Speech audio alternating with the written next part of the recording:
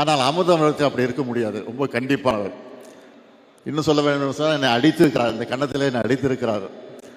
நான் பல முறை அதை எடுத்து சொல்லியிருக்கேன். அந்தளவுக்கு கண்டிப்பானவர், அடித்து வளர்த்தவர் அமிர்தம் அவர்கள். ஆக அப்படிப்பட்டவுடைய பேத்திக்கு நடைபெறக்கூடிய இந்த மனவிழாவிலே கலந்து கொள்கிற நேரத்தில் நான் உள்ளபடியே மகிழ்ச்சி அடைகிறேன்.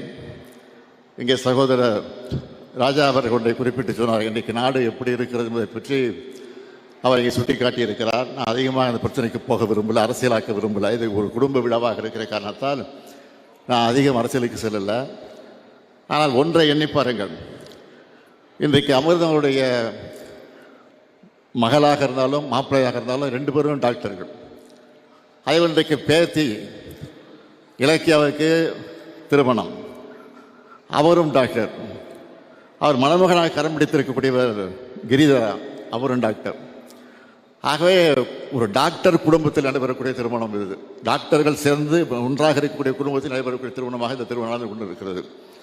ஆனால் ஒன்றை நீங்கள் எண்ணி பார்க்கணும், இது போன்ற படித்தவர்கள் பட்டதாரிகள் ஏதாவது அகத்தி புத்தாமாக தான் ஒரு குடும்பத்தில் இருப்பார்கள். ஒரு காலத்தில் ஒரு அரை நூற்றாண்டுக்கு முன்னால் பார்த்தால் அத்தி புத்தா மாதிரி தான் ஒரு டாக்டரோ ஒரு பட்டதாரியாக இருப்பார்கள். ஆனால் இன்றைக்கு ஊருக்கு ஊர், கிராமத்திற்கு கிராமம், வீட்டுக்கு வீடு பட்டதாரிகள் டாக்டர் இருக்கிறான்னு சொன்னால் அதற்கு காரணம் திராவிட இயக்கம் என்பதை யாரும் மறந்துவிடக்கூடாது. ஆக அப்படிப்பட்ட திராவிட இயக்கத்துடைய வழித்துணராக திராவிட முன்னேற்ற கழகத்திலே இன்றைக்கு அந்த குடும்பத்தில் நடைபெறக்கூடிய திருமணமாக இந்த திருமணம் நடந்து கொண்டு இருக்கிறது.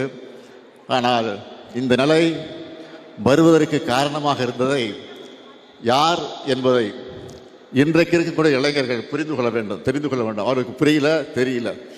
அதனால்தான் ராஜா சொன்ன மாதிரி ஒரு மாற்றம் தமிழ்நாட்டில் ஏற்பட்டு ஏமாற்றமாக மாறி இருக்கிறது. லட்சக்கணக்கான மக்கள் செய்த தவறு கோடிக்கணக்கான மக்களை இன்றைக்கு துன்புறுத்தி கொண்டிருக்கிறது. இந்த நிலை மாறணும். எனவே இந்த நிலை மாறுவதற்கு இந்த மனவிழாவில் கலந்து கொண்டிருக்கக்கூடிய நீங்கள் வரக்கூடிய காலகட்டங்களில் சிறப்பான வகையில் சிந்தித்து பார்த்து செயல்பட வேண்டும் என்று உங்கள் அன்போடு கேட்டுக்கொண்டு, இன்றைக்கு இலக்கியாவாக இருந்தாலும் டாக்டர் கிரிதராவாக இருந்தாலும் நான் அதிகமாக அறிவுரை சொல்ல வேண்டிய அவசியம் இல்லை. நீங்கள் பெற்றெடுக்கக்கூடிய குழந்தைகளுக்கு அழகான தமிழ் பெயர்களை சூட்டுங்கள்.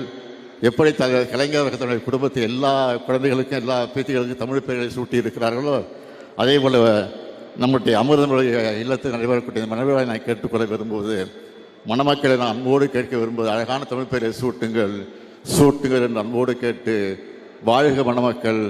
புரட்சி கவிஞர் பாரதிதாசன் எடுத்து சொல்லியிருக்கக்கூடிய வீட்டுக்கு விளக்காக, நாட்டிற்கு தொண்டராக மணமக்கள் வாழ்க வாழ்க வாழ்க.